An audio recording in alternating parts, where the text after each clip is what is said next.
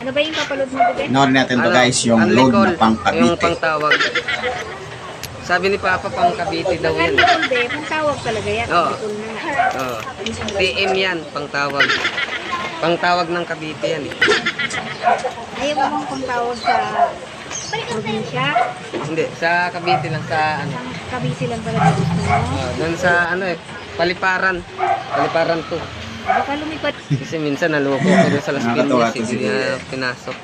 Naloko daw kasi siya ng 100. Ano? Malayo. Sayang nga naman kasi yun, 100 guys. Anlicon TM. TM yung ano niya, smart. Ano na? 20. Nakakatawa lang din yung tindera, no? Kasi alam niya kung loob niya. 20 lang. Oo. so, Magkano ang talagang 20 ba? ini-entertain niya. Pinapaliwanagan niya.